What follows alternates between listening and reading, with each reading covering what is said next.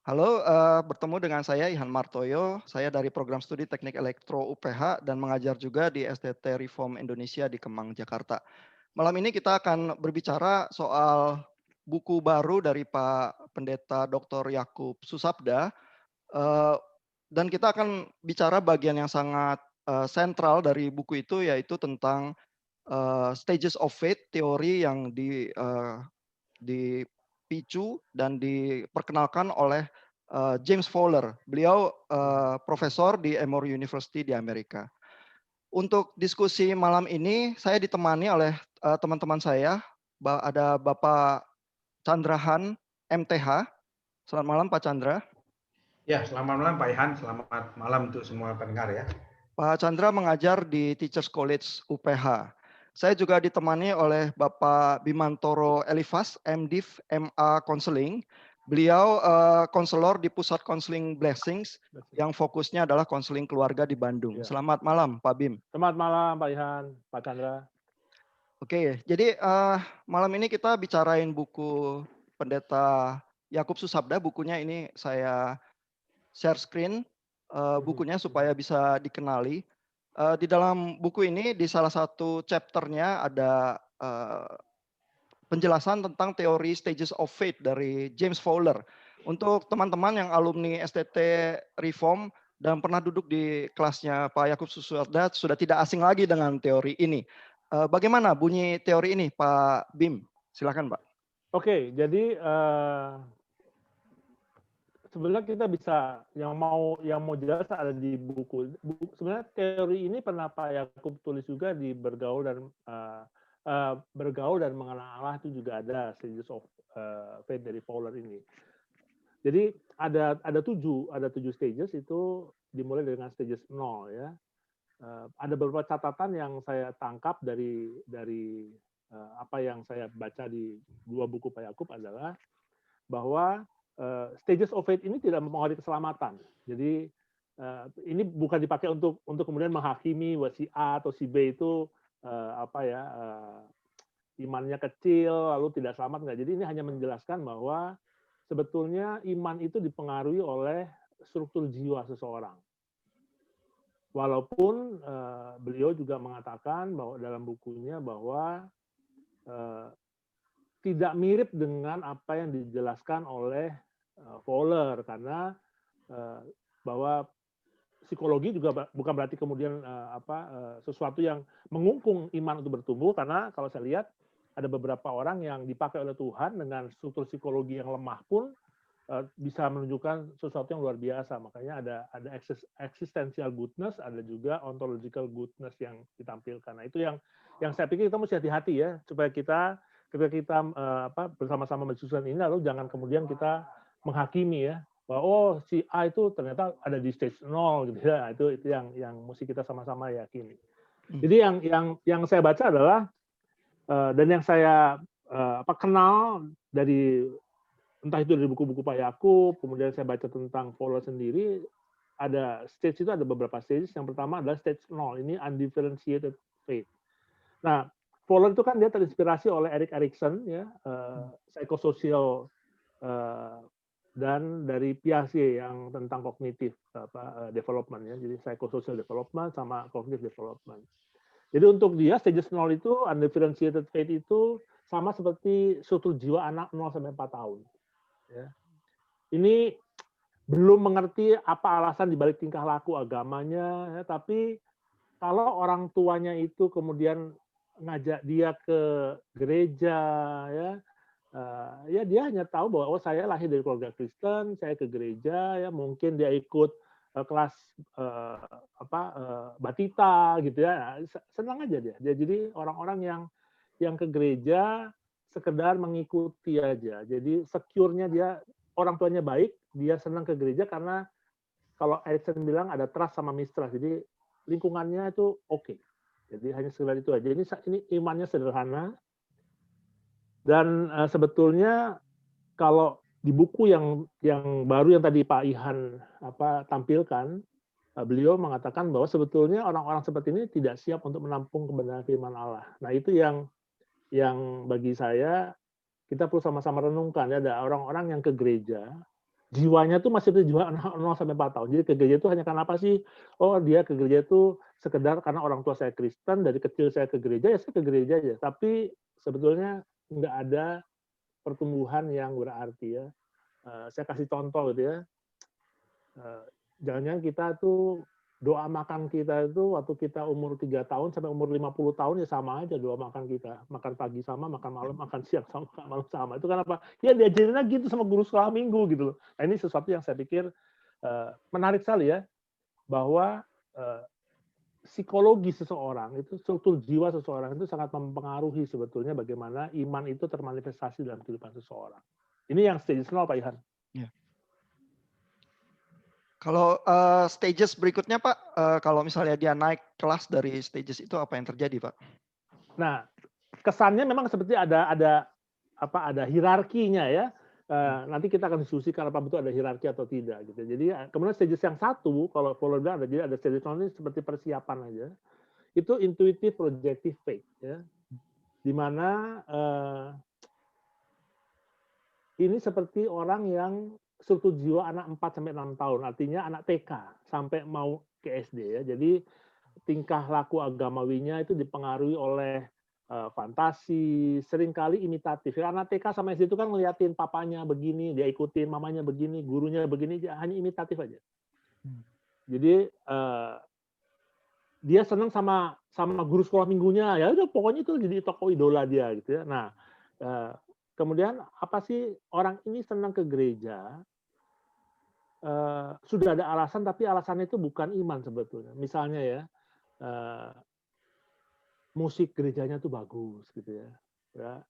Begitu pembukaan itu gelap, lalu ada keluarlah itu seperti kabut gitu ya, lalu matahari, itu senang sekali ya. Jadi ya, persekutuannya juga enak mungkin ya, orang-orangnya juga ramah-ramah ya, suasana ibadahnya juga enak. Jadi sudah ada alasan, tapi alasannya sebetulnya kalau menurut Pak Yakub itu belum ada kaitannya dengan esensi iman Kristen, yaitu firman Allah.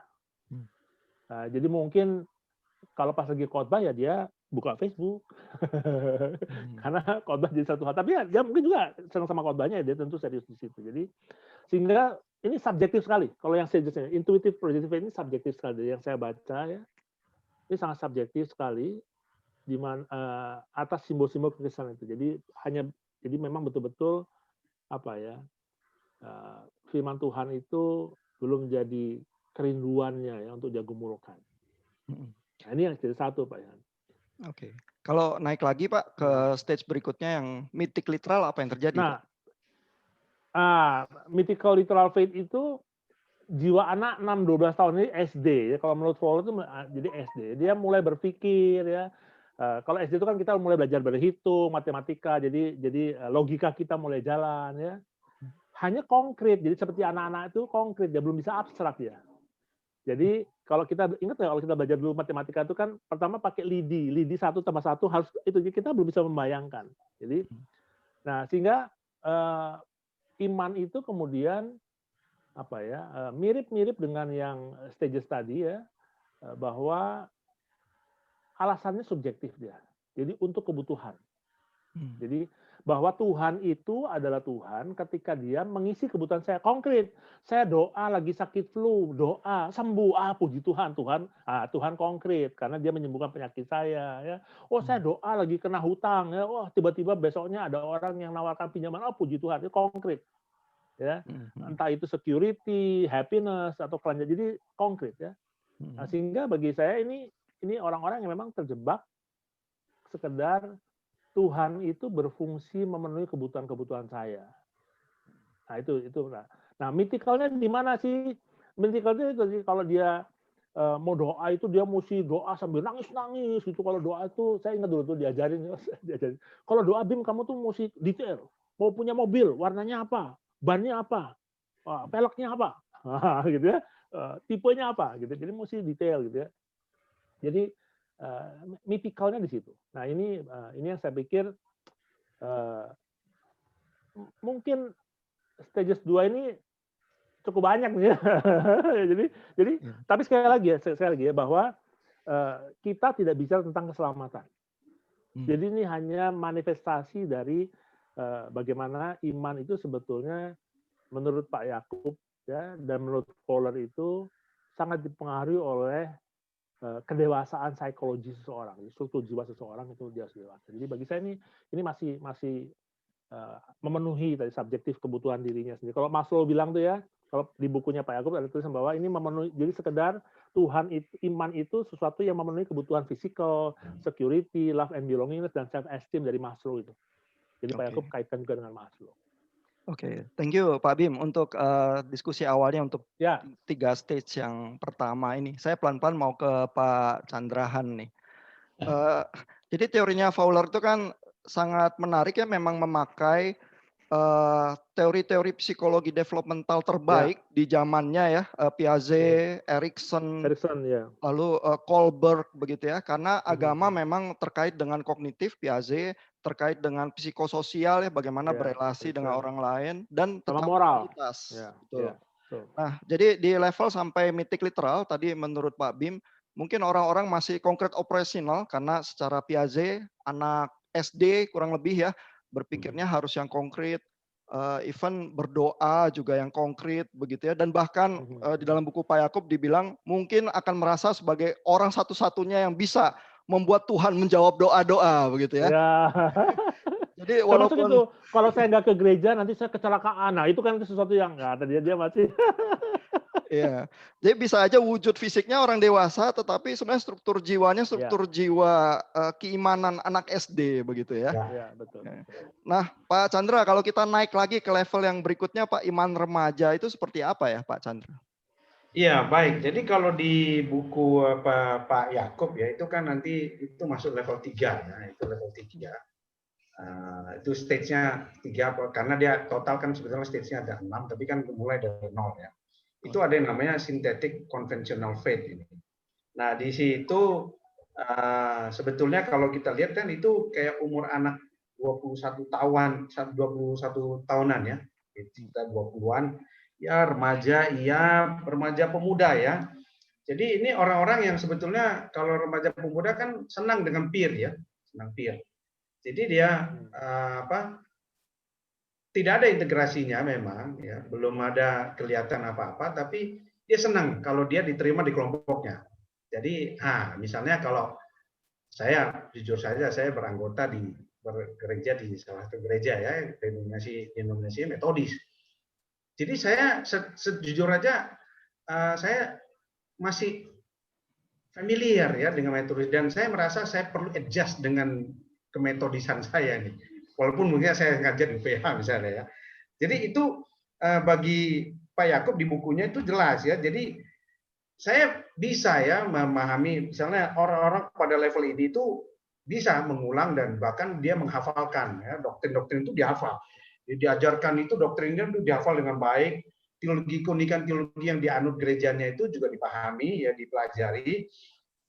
Kalau disuruh pimpin bicara, dia sangat mampu ya, dia bahkan mungkin bisa mengajar ya, bahkan bisa kuliah di sekolah teologi juga yang dipersiapkan sama Tuhan.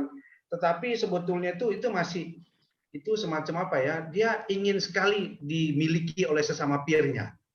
Jadi semua perasaan, saya ini bagian dari komunitas ini nih, penting nih. Nah, itu self of belonging-nya menjadi sangat kuat ya.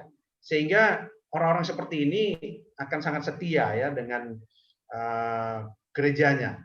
Bukan oleh karena dia sangat mengenal Tuhannya, tetapi dia sangat diterima punya rasa diterima ya oleh kelompok ini. Nah itu sehingga dia merasa dia tidak bisa dipisahkan dari denominasi gerejanya.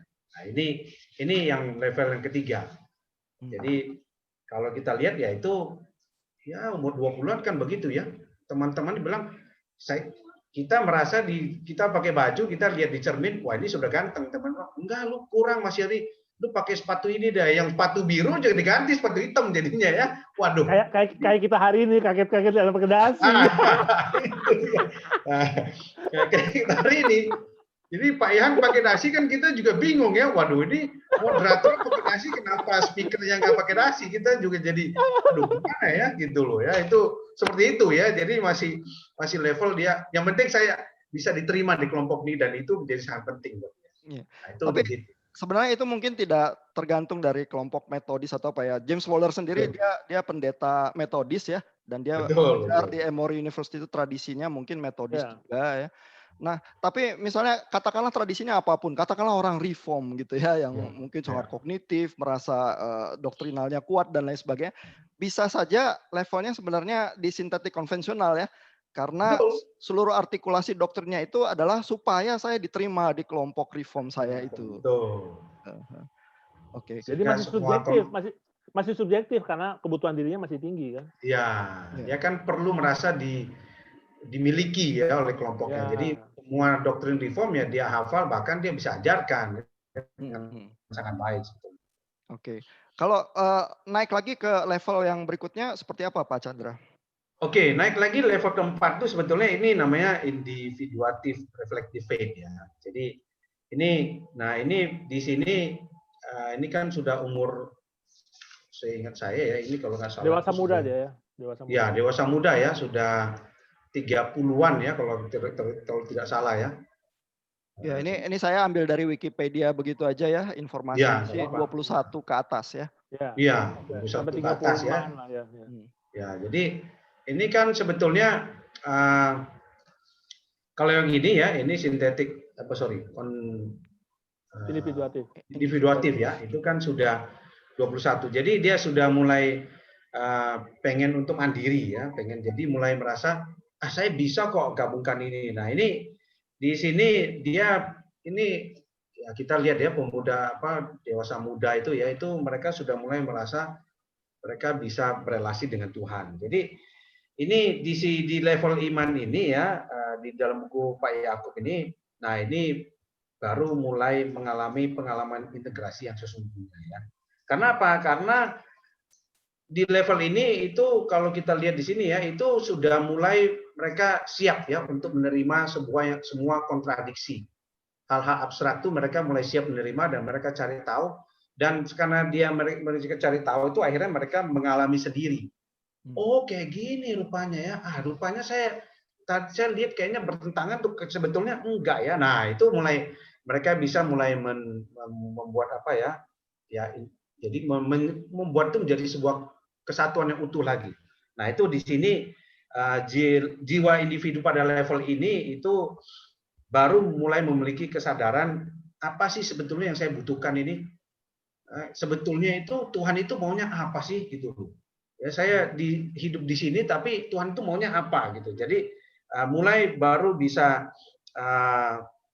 menyadari bahwa firman itu rupanya sudah berinkarnasi dan itu tidak lagi semata-mata karena dia menghafal ya. Jadi di sini dipahami bahwa sudah ada anugerah yang dia bisa pahami dan dirinya itu mulai komitmen oleh karena pengalaman dia itu dengan Tuhan itu. Nah, itu jadi di level seperti ini dan ini sebetulnya tidak mudah ya. Jadi misalnya bagaimana seorang saya di teologi ya, bagaimana seorang bisa meyakini bahwa Alkitab itu sah? Sementara proses jadi Alkitab itu kan kalau mau jujur ya banyak urusan politik di sana, itu siapa menang, siapa kalah loh. Kok saya tetap bisa pegang ya?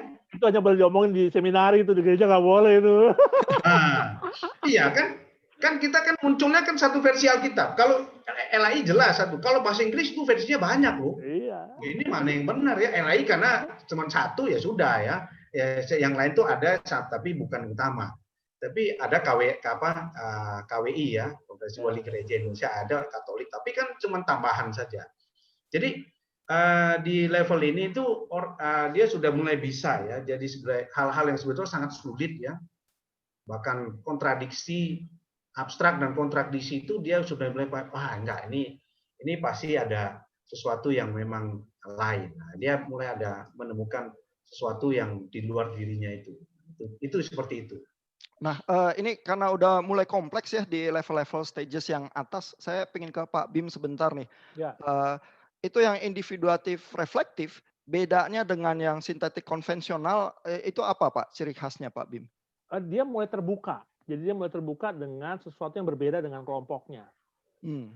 Tapi dia masih eksklusif gitu. Nah, ini jadi gini, dia membentuk sebuah keyakinan baru. Jadi kalau saya gabungkan buku Pak Yakub yang bergaul dan mengenal Allah dengan yang baru ini, itu ada di yang bergaul mengenal itu ada lebih komplit lagi, bahwa dikatakan masih subjektif dia. Jadi cenderung ada hal-hal yang dia tidak kenali gitu. Kan ini masalah psikologi. Artinya ketika saya dibesarkan oleh sebuah keluarga yang mohon maaf ya, mungkin tidak terlalu percaya dengan hal-hal yang supranatural gitu ya, tentang perjumpaan dengan misalnya perjumpaan dengan Allah yang supranatural itu, kita tentu langsung wah itu, padahal kan pengalaman orang kan bisa beda-beda Pak Ihan. Nah dia bedanya itu. Jadi dia sudah mulai bergerak keluar, dan yang menarik adalah di buku Pak Yakub yang baru, dia sudah memiliki kesadaran ya bahwa untuk percaya itu nggak bisa dengan dirinya sendiri. Maksudnya Mesti ada gimana? jadi dia mulai menyadari, kalau di buku yang Pak Yakub yang baru ini, mesti menyadari bahwa Roh Kudus itu mengundang Roh Kudus untuk menerangi hatinya. Jadi dia mulai minta sesuatu di luar kelompoknya, dia mulai mengundang hal-hal yang kepekaan jiwa dengan hal-hal yang supernatural being ini ya. Jadi sesuatu yang di luar manusia ini, bahwa ada Roh Kudus gitu ya, bahwa Tuhan itu masih berbicara dengan setiap orang. Saya jadi ingat gini Pak Ihan. Jadi satu kali ketika 2003 saya mau masuk ke SDT Reform itu, kebetulan saya pernah tua. Jadi karena saya pernah tua, kemudian saya disidang gitu, jadi dicek gitu. Lalu saya bilang ya saya mendengar suara Tuhan. Nah itu teman-teman saya nggak siap tuh Pak ya. Bahkan hamba Tuhannya bilang, waduh Bim, saya seumur hidup saya nggak pernah dengar suara Tuhan. Saya agak kaget loh. Dia hamba Tuhan, pendeta. Lalu kalau jadi pendeta dia dengar suara siapa gitu loh. Nah jadi saya pikir sebenarnya kan kita belajar spiritual formation ketika kita baru masuk di SDM, kita belajar spiritual formation ya, kita belajar melatih kepekaan spiritual kita supaya nggak dull, nggak jadi tumpul. Nah itu jadi, orang ini stages 4 ini kita memang sebenarnya kita masuk SDM dipaksa loh masuk ke stages 4 dari spiritual formation. Oh, jadi, di dalam pengalaman perkuliahan di STT itu ya? Oh iya, jadi saya dipaksa untuk melihat bahwa memang kita diberi kebebasan untuk kemudian melihat selain teologi reform, kan kita diberi kebebasan kan gitu ya. Walaupun mau nggak mau karena kita di sekolah reform ya, kita kalau bikin tulisan ya kita mesti mengacunya ke reform. Tapi bagi saya kita dipaksa untuk mengalami, kalau Pak Yakub itu mengalami momentum prima. Momentum prima itu kita dipaksa. Buat saya itu perbedaannya. Jadi kalau yang tadi yang yang sintetik konvensional itu dia hanya supaya diterima dari sebuah komunitas, jadi dia betul-betul menerima mentah-mentah doktrinnya yang terbaik itu dia mungkin bisa ngajar katekismus Heidelberg segala macam gitu ya, tapi ya sekedar hanya mengisi kognitifnya aja. Tapi yang ini udah menerima pengalaman baru, bagi saya ini yang memang kalau conjunctive ini memang itu memang sesuatu yang dia sudah mulai membuka ya. Tapi kalau Pak Yakub bilang di buku sebelumnya itu dia masih subjektif. Jadi ada dimensi-dimensi yang dia tidak nyaman. Nah, ini dia belum mau membuka secara penuh gitu pengalaman rohani. Nah, ini memang susah ya kalau kita di gereja Reform kan tidak terlalu berani untuk menceritakan tentang pengalaman-pengalaman rohani yang tidak masuk ke logika lah gitu ya. Tapi ini tadi Pak Bim udah menjelaskan ciri khasnya ya, bahwa kalau yang iman remaja, yang sintetik konvensional memang tekanan kelompok itu sangat besar. Ya, peer group ya, betul yang Pak Chandra jelaskan tadi ya. Iya, kalau individuatif reflektif dia sudah berani mengambil kesimpulannya sendiri. Ya, kalau kelompoknya nggak percaya pengalaman rohani dengan ilahi bisa ada experience itu, dia berani gitu ya.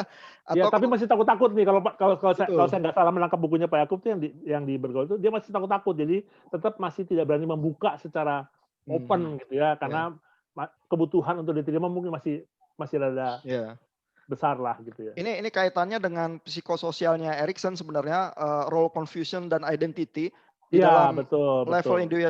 individuatif reflektif dia sudah bisa membentuk identitasnya sendiri Ya, begitu ya. ya, Nah, betul. tapi kan dia tidak bergantung kepada kelompoknya lagi, jadi perlu juga sentuhan Roh Kudus di situ di dalam Ya, teorinya Pak ya. Yakub ya. Betul, Kar- betul, betul, Karena betul. kalau enggak kan biasanya kita rely bergantung kepada kelompok kita gitu ya, Ya, bergantung pada hamba Tuhan kita, Betul. pada mentor kita, keluarga kita. senior kita gitu. Jadi ya itulah.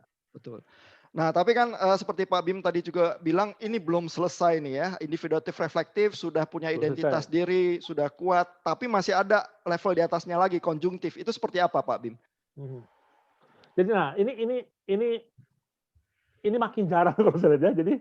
Jadi ini midlife punya. Jadi suatu jiwa yang dewasa, midlife itu artinya usia antara 40 sampai sekitar 60 tahun kalau itu ya. Jadi bahwa ia menghayati ya bahwa ada paradoks ya. Jadi kalau tadi masih agak tertutup dengan pengalaman-pengalaman yang dia tidak kenal, yang ini dia mulai terbuka. Ya. Jadi konsep kebenaran selama ini dipercaya itu dipertentangkan dengan konsep teologi yang baru. Ya ini orang yang mungkin saya percaya sih. Jadi ketika dia membaca Alkitab itu tidak dengan cara yang sama lagi. Saya ingat sekali yang Pak Yakub tuh selalu tekankan ya. Kalau kamu belum selesai dengan satu ayat jangan pindah. Kayak gumuli itu sampai kamu selesai dapat remanya lah kalau istilah kita dapat remanya ya. Sehingga di buku Pak Yakub yang baru tuh ini contohnya adalah Ayub. Nah, jadi Ayub itu kan ada konsep teologi yang selama ini benar nih, yang dibicarakan oleh Elifas dan kawan-kawan 3 orang itu sampai kemudian ada Elihu yang bicara berbeda. Ya, bahwa ya itu jadi nah ini ada konsep teologi yang baru di mana Allah itu kemudian kita bisa kenali dengan sebagai pribadi yang berbeda dari apa yang sebenarnya. Padahal yang lamanya benar gitu, cuma ternyata ada kebenaran lain gitu. Saya jadi ingat itu loh Pak Ihan. Orang buta pegang gajah, ada 5 orang buta pegang gajah gitu. Jadi, nah ini mungkin dia sudah pegang bukan cuma belalainya, dia pegang kakinya, ada pegang ekornya. Jadi dia mulai, karena Allah kan nggak mungkin kita kotakan di dalam otak kita yang terbatas ya. Kalau Allah bisa didefinisikan maka itu bukan Allah buat saya kan gitu. Nah, ini dia mulai cari. Betul ya. Jadi ini makin lama makin kompleks ya. Saya pelan-pelan pingin ke Pak Chandra lagi ya. Jadi orang konjungtif itu betul yang Pak Bim tadi bilang, contoh yang disebutkan Pak Yakub adalah Ayub yang Ayo. sebelum dan sesudah sakit. Ya, berarti sesudah dia sakit terus berjumpa dengan Tuhan lagi, disitulah Ayub itu jadi konjungtif karena kebenaran-kebenaran Alkitab itu tidak satu dimensi lagi, melainkan Ya. ada dimensi-dimensi yang bahkan tidak bisa diucapkan begitu ya. Pak Chandra lihat konjungtif level ini seperti apa, Pak? Iya, saya lihat begini ya. Ini kan konjungtif nih gini ya. Selama ini kan kita selalu memegang keyakinan-keyakinan tertentu ya. Nah, sehingga kalau misalnya waktu Tuhan itu membuat orang percaya itu mempunyai pengalaman baru yang nanti berbeda, itu kita basically nggak siap. Jadi waktu di kelas Pak Yakub saya masih ingat Pak Yakub selalu memakai contoh yang Elia. Elia kan selama itu sofa kan dia selalu dia doa semua mulus kok. Dia cuma bilang doa tidak hujan tidak turun nggak turun. Nah, dia datang semua tiba-tiba kali ini waktu dia sudah membantai 450 Baal, yang dia lihat itu si Raja Ahab nggak berubah. Gila selama ini yang gua kerjakan selalu beres. Loh, kali ini kenapa tidak? Nah, ini Elia mungkin merupakan sebuah pembeda dengan Ayub ya. Nah, habis itu Elia langsung takut dan dia sudah berubah. Dia lihat Ahab dengan 450 nabi yang nggak berubah, itu pengalaman baru yang dia nggak pernah pikir. Dan kita harus, kalau secara teologi kita lihat bahwa Elia kan juga tidak dihukum Tuhan. Dia bukan orang yang tidak beriman ya, tetapi dia memang tidak ready untuk menjadi orang yang baru. Si Ayub akhirnya menjadi orang baru, pribadi baru dengan ya kalau kita baca Alkitab dia kembalikan lagi oleh Allah 2 kali lipat. Jadi ready dia dengan hal-hal baru yang sebetulnya dia sudah tahu.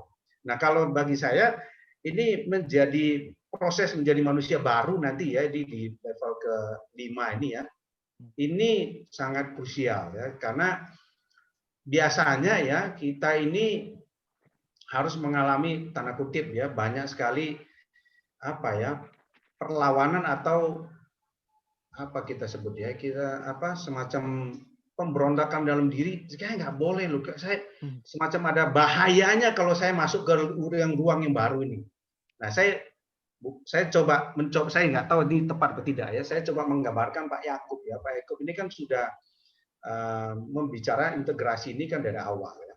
Ini kan dan saya rasa ini sebuah terobosan baru untuk membawa banyak orang itu kepada sebuah pribadi manusia proses untuk menjadi manusia yang baru yaitu keutuhan antara teologi dengan psikologi itu sendiri. Gitu. Bukan dari ilmunya tetapi bagaimana kebenaran itu mengubahkan kita orang yang baru. Jadi saya kalau mau gambarkan mungkin Pak Yakub mungkin ya ada di level seperti ini yang sedang memperkenalkan kita untuk sampai di level kelima misalnya. Mungkin ya saya nggak tahu tapi ya semoga aja mungkin ini tepat ya. Karena saya lihat ini kan bukan hanya pengalaman baru buat kita ya yang membaca buku ini, tapi saya yakin ini juga pengalaman baru buat Pak Yakub yang selama ini melihat dan kalau kita seperti Pak Bim tadi membandingkan antara buku apa 6 stages dalam mengenal Allah dengan sekarang ini kan sangat cukup ya secara konsep sama tapi sangat disempurnakan. Ya, jadi lebih detail dan lebih baik menurut saya. Jadi itu seperti itu. Jadi kalau dibilang conjunctive faith itu ya saya rasa kesiapan untuk menjadi manusia baru dengan hal-hal yang sebetulnya itu pengalaman-pengalaman baru yang sebenarnya nggak pernah dibayangkan. Oke. Nah ini saya bacakan dari buku yang lama ya tentang conjunctive faith dari buku Pak Yakub ya. Orang yang di conjunctive faith itu dapat menghayati realita hidup dibangun dari unsur yang paradoks ya. Hal-hal yang lain dari imannya sendiri tidak selalu merupakan hal yang salah. Jadi bukan benar salah lagi begitu ya. Paradoks betul. Bahkan kemungkinan besar hal-hal tersebut yang lain itu dapat melengkapi imannya. Ya. Jadi bukan soal hitam putih, doktrin solid bukan itu lagi masalahnya ya. Dan lalu dengan terbuka jiwa dan pemikirannya, individu dalam fase ini tuh menjadi toleran dan dapat berdialog dengan tulus dengan mereka yang dengan latar belakang iman dan agama yang berbeda. Ya. Begitu ya. Inklusi jadi inklusi ya. Betul. Padahal mungkin kalau dari sisi orang individuatif reflektif, orang konjungtif ini rada sesat gitu kali ya. Iya. Betul. Bukan lagi umat pilihan ini, sudah inklusif ya. Ini sudah masuk universalis ini nggak bisa ya, itu kurang. Nah itu makanya saya bilang jadi fenomena sama motivasi itu kan bisa salah kita menilainya. Ini yang Pak Yakub bilang hati-hati sekali. Nah di buku yang baru itu saya lihat Pak Yakub cukup berani bahwa dia tidak mau disamakan dengan Fowler. Jadi stagesnya Fowler itu hanya Pak Yakub pakai sebagai pedoman bahwa ini loh ada struktur psikologi yang mempengaruhi kalian dalam memanifestasikan iman. Tapi beliau tidak setuju 100% dengan Fowler. Jadi dia bilang makanya jadi ada masalah existential goodness dan ada ontological goodness. Nah, ini mungkin nanti kita diskusikan lah gitu ya karena ini bagi saya ini masih bisa kita kembangkan lagi lah. Menarik. Ya, jadi memang pengembangan Pak Yakub itu tidak sama dengan Fowler karena Fowler memang berangkat dari psikologi ya walaupun dia pendeta metodis juga. Tapi secara formal ilmu psikologi itu ingin membuka kemungkinan memahami fenomena iman untuk semua agama.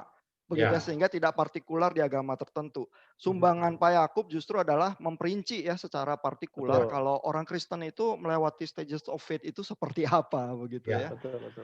Nah, tapi kita masih utang stage yang terakhir nih. Walaupun ini kayaknya nggak ada orang yang bisa sampai ke sana. Ya. Individuatif reflektif aja susahnya minta ampun, konjungtif apalagi mungkin sangat sedikit gitu ya. Kalau universalizing ini seperti apa ya universalizing faith Pak Chandra?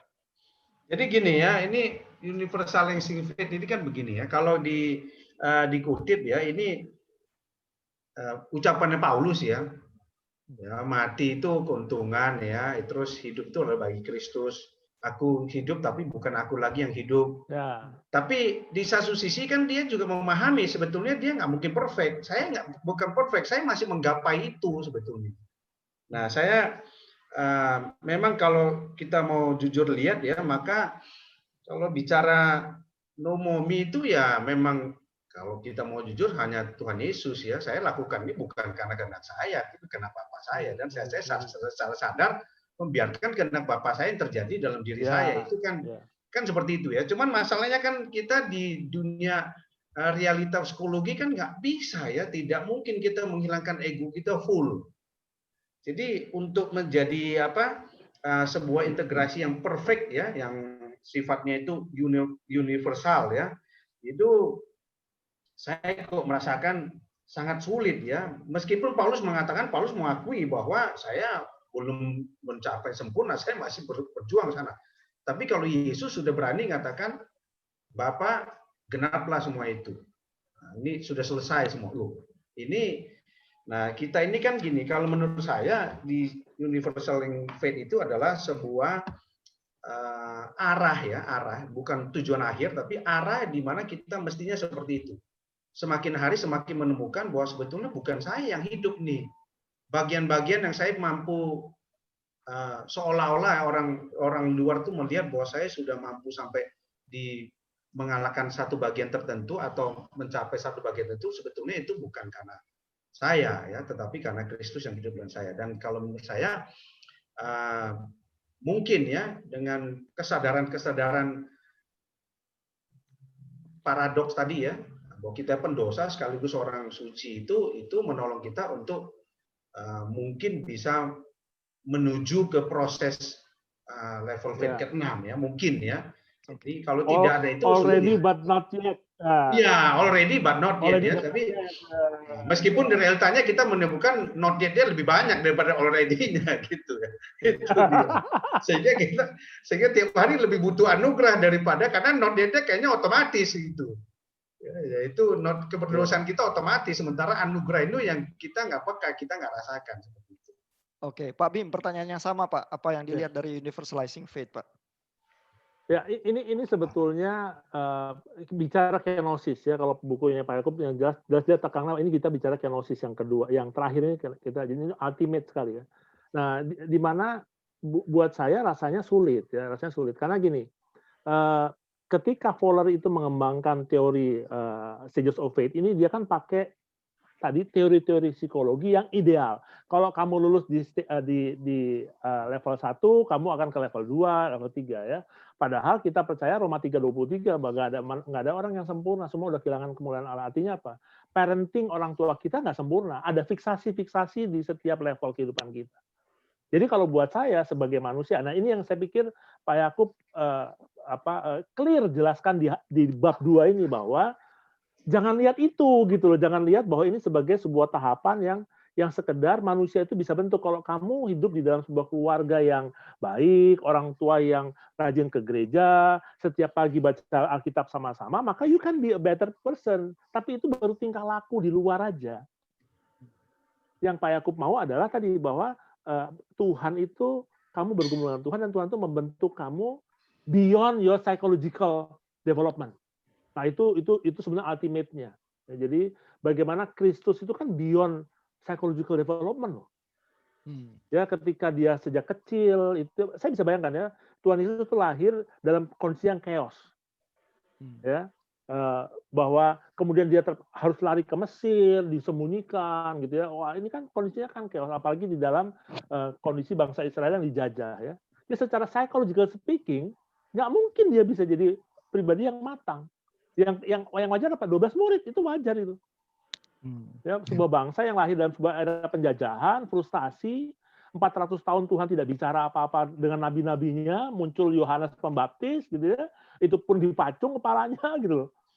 Nah, ini yang bagi saya yang kita mesti hati-hati sekali, dan Pak Eko sudah tekankan betul-betul di bab 2 itu, bahwa membaca bab 3 dan berikutnya itu kamu mesti hati-hati sekali, nggak bisa. Jadi integrasi teologi itu tidak sekedar menghasilkan orang yang tujuannya ke estetik gitu ya, ke self actualization, bukan itu gitu. Tapi bagaimana kita melihat bahwa Tuhan itu, nah di level yang universalizing faith ini, Tuhan betul-betul bekerja dari pergumulan kita.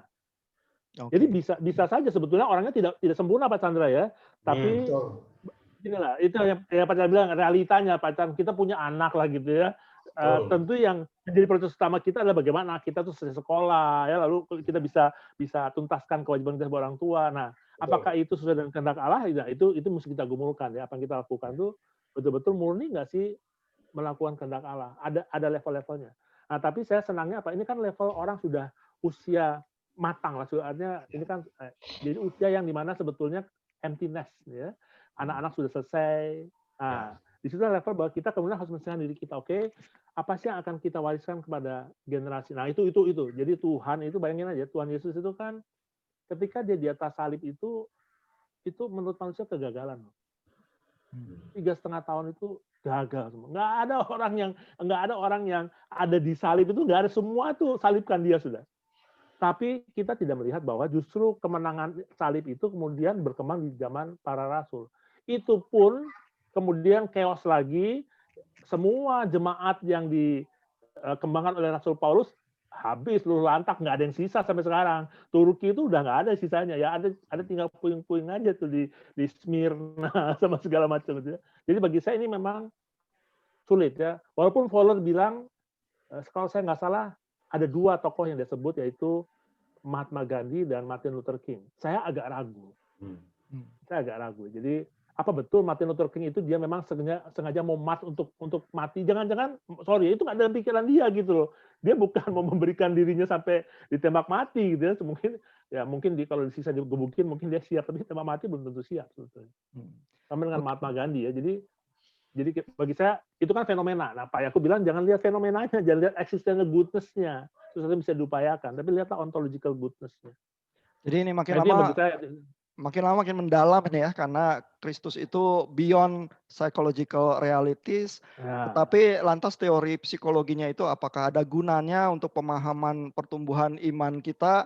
Lalu bagaimana implikasinya untuk gereja sekarang? Ya, ini makin banyak pertanyaan-pertanyaannya. Kita akan diskusikan di klip yang selanjutnya.